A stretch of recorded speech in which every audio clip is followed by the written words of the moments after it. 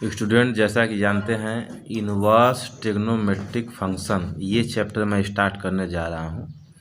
तो inverse trigonometric function का क्या इम्पोर्टेंस है, इस चैप्टर में क्या क्या चीज़ें हैं, तो इसके लिए आपको पहले बेसिक चीज़ें जाननी ज़रूरी हैं। जैसे इनवर्स, तो जैसे इनवर्स फंक्शन क्या होते हैं, सबसे पहले इनवर्स फंक्शन मैं बता दूं कि जैसे मान लीजिए f mapping a to b है, ठीक है।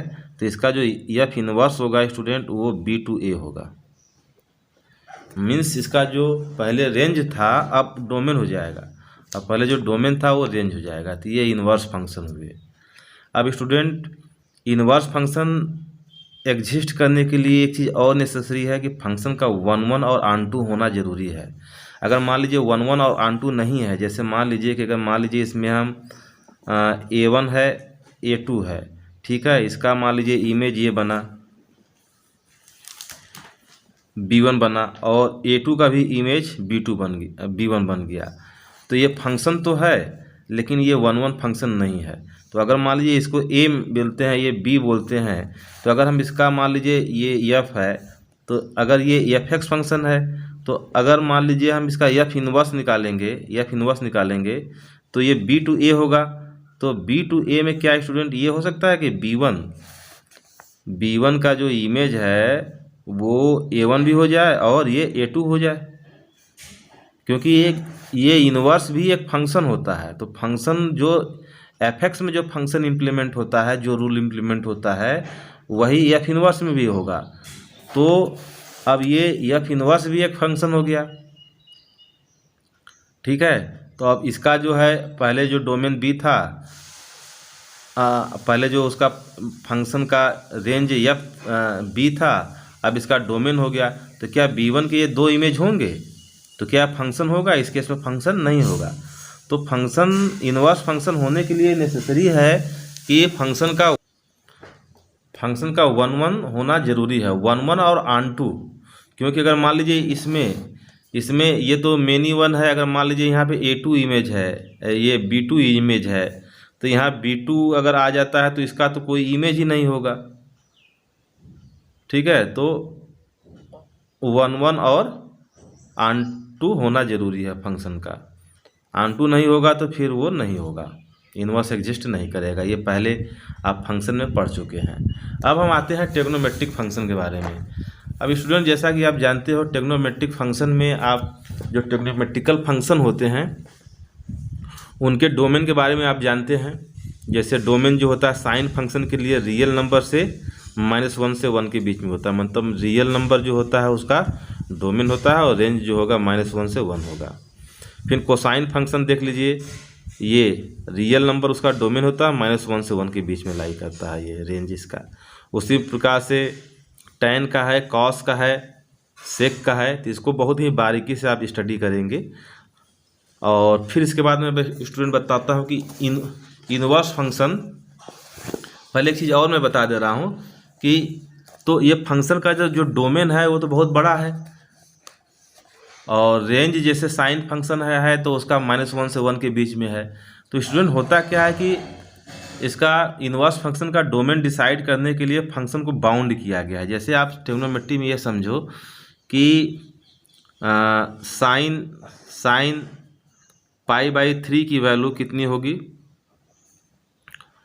π/3 की वैल्यू 60 मीन्स √3/2 हो गई।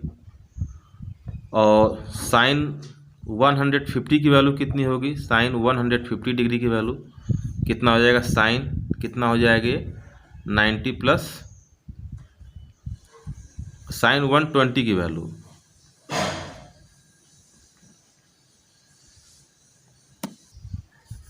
तो स्टूडेंट साइन यहाँ 150 ना लेकर के 120 डिग्री ले, तो 120 डिग्री लेंगे तो साइन 90 प्लस 30, तो ये कितना आ गया स्टूडेंट? cos 30 की वैल्यू √3/2 होती है। तो यहाँ पे आपने क्या देखा कि यहाँ पे π/3 का जो इमेज है √3 है, और 120 डिग्री का भी इमेज देख रहे हैं कि √3 है। लेकिन जब इसका इन्वर्स निकालेंगे तो √3 के जो हो जाएंगे वो एफ इन्वर्स जब निकालेंगे इसका तो √3 के क्या इमेज हो जाएंगे, π/3 हो जाएगा और दूसरा 120 डिग्री हो जाएगा। मीन्स 60 डिग्री और 120 डिग्री दो हो जाएंगे, तब यहाँ इन्वर्स एग्जिस्ट नहीं करेगा। इसीलिए ट्रिग्नोमेट्रिकल फंक्शन में ट्रिग्नोमेट्रिकल इन्वर्स पढ़ने के लिए इसको बाउंड किया गया है, फंक्शन को बाउंड किया गया है, ब्रांच बनाया गया है कि इसके बीच में हम उसको जिस ग्रुप में वो 1 1 हो सकता है और ऑन टू हो सकता है उसको बाउंड किया गया है। तो इसके लिए स्टूडेंट ये वाला आप देखिए डेटा।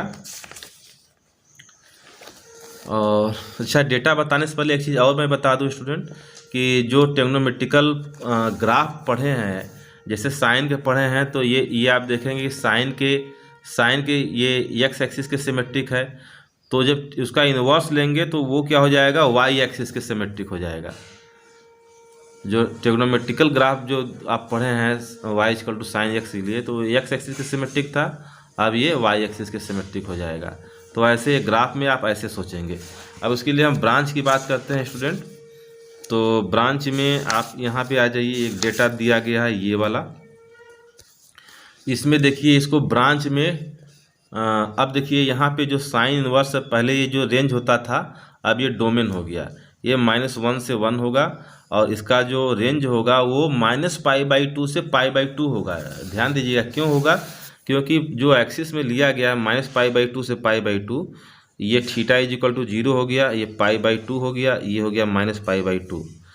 तो यहाँ से यहाँ तक में, जैसे मतलब यहाँ से यहाँ तक जो पॉजिटिव वैल्यू मिलती है, फिर वही वैल्यू क्या होती है, निगेटिव वैल्यू होती है। तो यहाँ से लेके यहाँ तक में इसको हम किसी भी थीटा किसी भी वैल्यू पे निकालेंगे तो सबकी जो वैल्यू 1 1 और ऑन टू फंक्शन आएगा, इसलिए इसको टाई कर दिया गया है। तो ये जो है टेबल आपको याद रखना पड़ेगा। कॉस इन्वर्स के लिए स्टूडेंट -1 से 1 के बीच में, क्योंकि 0 से पाई के बीच में जो वैल्यू आती है वो अलग अलग आती है। तो कॉस के लिए 0 से पाई तक रेंज रखा गया है।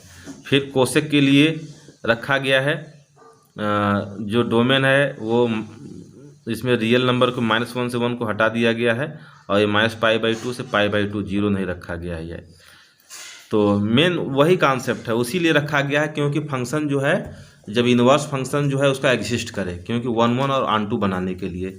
उसी प्रकार से सेक इन्वर्स के लिए है स्टूडेंट, ये ध्यान रखिएगा। टैन के लिए है, ये है -π/2 से π/2। कॉट इन्वर्स है तो ये 0 से पाई। तो एक चीज़ हमेशा सोचिएगा कि हम इसी रेंज में हम सोचेंगे, तो इनके जो बीच में जो वैल्यू आएगी वो प्रिंसिपल वैल्यू होगी। अब हम आते हैं एक्सरसाइज पे स्टूडेंट। एक्सरसाइज से और ज़्यादा क्लियर होगा। जैसे एक्सरसाइज 2.1 में पहली जो वैल्यू है स्टूडेंट वो क्या है, साइन इनवर्स -1/2। एक्सरसाइज कितना है, 2.1। तो अब आप ये सोचिए कि ये साइन का फंक्शन है। साइन के लिए हमने क्या बताया था, इसका डोमेन। साइन के लिए हमने डोमेन बताया था -π/2 से, रेंज जो आएगा इसका -π/2 से π/2। ये तो रियल नंबर होगा, ये -1 से 1 होगा ये वाला वैल्यू। तो इसका जो रेंज आएगा वो -π/2 से π/2। तो ये हो गया -π/2, ये हो गया π/2। तो इसके बीच में यहाँ से यहाँ तक देखेंगे तो पॉजिटिव वैल्यू मिलेगी, लेकिन यहाँ से इसमें देखेंगे तो नेगेटिव वैल्यू होगी। तो इसमें आप देखेंगे कि साइन के किस एंगल की वैल्यू -1/2 होगी। तो हम इसी में खोजेंगे, इधर नहीं जाएंगे, थर्ड कोऑर्डिनेट में नहीं जाएंगे, इसमें हम जाएंगे। तो ये स्टूडेंट होता है साइन -1/2 = मान लीजिए थीटा। तो साइन थीटा = इन्वर्स है ये, तो कितना हो जाएगा, साइन थीटा = हो जाएगा -1/2। तो साइन किस एंगल की वैल्यू होगी स्टूडेंट, साइन थीटा = किस एंगल की वैल्यू होगी, साइन -π/6, क्योंकि π/6 इस कोऑर्डिनेट में आएगा। तो थीटा की वैल्यू कितनी हो जाएगी स्टूडेंट, -π/6। और थीटा कितना माने थे आप, साइन इनवर्स -1/2, इसकी वैल्यू हो गई -π/6। तो अब ये क्या देख रहे हैं, ये बिलोंग्स कर रहा है किस में, क्लोज इंटरवल -π/2 से π/2 के बीच में। तो ये जो हुआ इसका प्रिंसिपल वैल्यू होगा, तो ये याद रखेंगे। उसी प्रकार से स्टूडेंट जैसे कि अब tan इनवर्स का लिया गया है, तो tan इनवर्स का हम देखेंगे, किस में हम देखेंगे, tan इनवर्स के लिए देखिए स्टूडेंट ये होगा -π/2 से π/2 0, ये tan का -π/2 से π/2 ये ओपन इंटरवल में है। तो tan इनवर्स का जैसे देखेंगे स्टूडेंट, तो tan इनवर्स का कितना हो जाएगा, जैसे मान लीजिए हम 4th लेते हैं, तो ये हो जाएगा tan इनवर्स का -√3 है इक्वल टू मान लीजिए थीटा, तो -√3 इक्वल टू हो जाएगा tan थीटा। तो किस एंगल की वैल्यू -√3 होगी, तो ये हो जाएगा tan theta equal to student कितना हो जाएगा, tan -π/3, क्योंकि ये किस कोऑर्डिनेट में आएगा, ये -π/2 से π/2 लेंगे तो यहाँ पे आएगा ये, तो माइनस इसमें माइनस थीटा लेंगे, तो tan थीटा इक्वल टू कितना हो जाएगा, -π/3। थीटा की वैल्यू कितनी है स्टूडेंट, tan इनवर्स -√3 इक्वल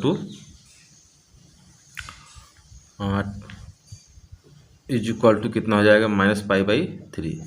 तो ऐसे स्टूडेंट हम करेंगे, ऐसे ही स्टूडेंट सारे क्वेश्चंस हैं, बस आपको सोचना है कि उस कोऑर्डिनेट में लेना है हमको। जैसे हम क्वेश्चन नंबर 9 ले रहे हैं स्टूडेंट, 9 के बारे में देखिए। क्वेश्चन नंबर 9 आप ऐसे देख के ही बता सकते हैं क्वेश्चन नंबर 9 में कि ये जो है कॉस इनवर्स है, तो कॉस इनवर्स -1/√2 है, तो कॉस इनवर्स -1/√2 है, तो इसके लिए हम कैसे सोचेंगे, कॉस इनवर्स -1/√2। तो इसके लिए हमने क्या बताया था, रेंज जो है वो जो कहाँ से कहाँ तक बिलोंग्स कर रहा है, ये 0 से पाई तक। तो अब इसमें जाइए, इसमें जाइए यहाँ से यहाँ तक, ये 0 से पाई की तक हम सोच सकते हैं इसके बारे में। तो इसको हम क्या लिख सकते हैं, अगर मान लीजिए थीटा मान लिए, तो कॉस थीटा इक्वल टू कितना आ गया, -1/√2। तो ये कितना हो गया स्टूडेंट, इसको क्या लिख सकते हैं, कॉस पाई -45 डिग्री की वैल्यू होती है तो π/4 लिख दीजिए यहाँ पे। तो कितना हो गया, कॉस 3π/4। तो कॉस थीटा की वैल्यू हो गई स्टूडेंट, ठीक है। तो कितना हो गया, थीटा इक्वल टू कॉस, ये हो गया 3π/4। तो थीटा की वैल्यू कितनी है, कॉस इनवर्स -1/√2, तो इसकी वैल्यू कितनी आ गई, 3π/4। तो ये प्रिंसिपल वैल्यू हो गई इसकी। तो ऐसे हम थिंक करेंगे, ऐसे ही सारे क्वेश्चन स्टूडेंट तो आप कर सकते हैं इसको।